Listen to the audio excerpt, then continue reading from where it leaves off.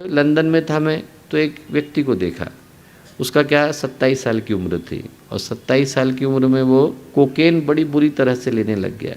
उसके पिताजी जो थे वो लंदन के सबसे अमीर लोगों में से एक, कैम्ब्रिज से उसने सबसे अच्छी डिग्री करी।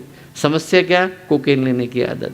और जो कोकेन लंबे समय तक लेते हैं, उसका नशा करते हैं, उनको क्या होता है, एक विशेष तरह की समस्या डेवलप हो जाती है। उसमें क्या है, उनको छोटे छोटे लोग अपने शरीर पर चलते हुए दिखाई पड़ते हैं। हम लोग अंग्रेजी में बोलते हैं लिलीपुशियन हेलुसिनेशन। तो जो लिलीपुट की कहानी है जिसमें छोटे छोटे इंसान दिखाई पड़ते थे, उसको वैसे ही उसको दिखाई पड़ते थे। ऊपर से डायबिटीज़ हो गई थी, तो इंसुलिन की सिरिंज लेकर अपने शरीर में छेद करता रहता था, इधर से निकाले उधर से निकाले। बड़ी बुरी स्थिति थी। एक तरफ तो लंदन के सबसे अमीर व्यक्ति का लड़का, एक तरफ तो कैम्ब्रिज विश्वविद्यालय से सबसे अच्छी डिग्री लेके आया, दूसरी तरफ शरीर की हालत, मन की हालत।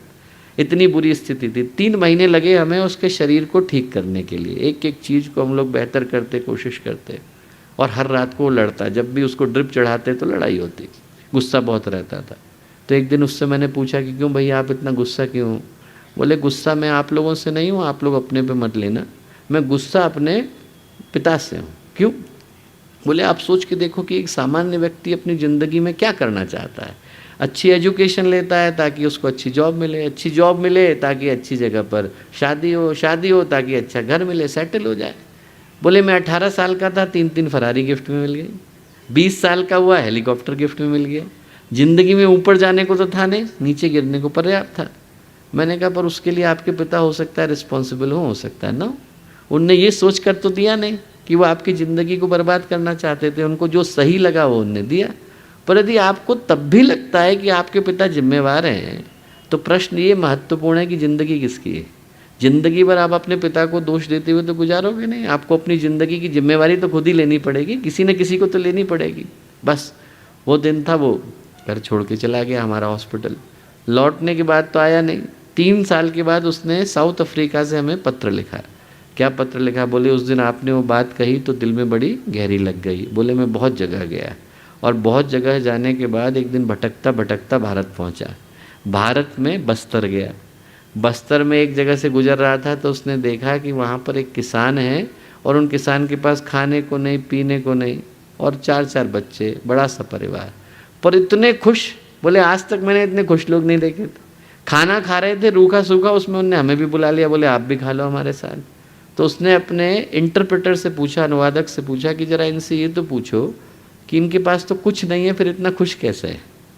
तो उल्टा किसान ने उनसे कहा, अनुवादक से, कि इनसे किसने कह दिया कि मेरे पास कुछ नहीं है?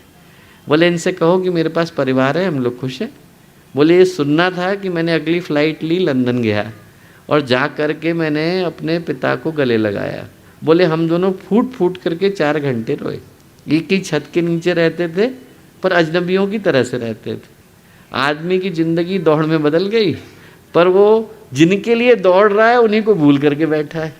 जो आश्चर्य की बात है कि दौड़ना जिसके लिए शुरू किया था उन्हीं के साथ बैठने के लिए उसके पास फुर्सत नहीं, अपना कहने को कोई है नहीं।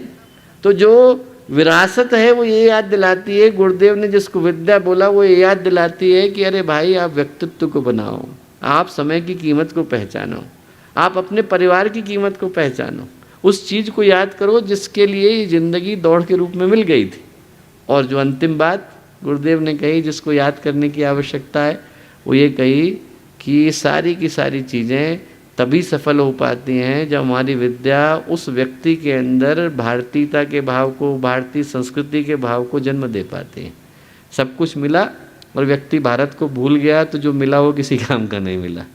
सब कुछ मिल जाने के बाद यदि उसके हृदय से भारत विदा हो गया तो वो किसी मूल्य का नहीं। उसकी सांसों में भारत होना चाहिए, उसकी भावनाओं में भारत होना चाहिए, उसके कर्म में भारत होना चाहिए, उसके चिंतन में भारत होना चाहिए। जितनी हमारी विद्या है उसका आधार एक ही होना चाहिए कि हम उसके अंदर अच्छी दृष्टि से भारत को विकसित कर दें।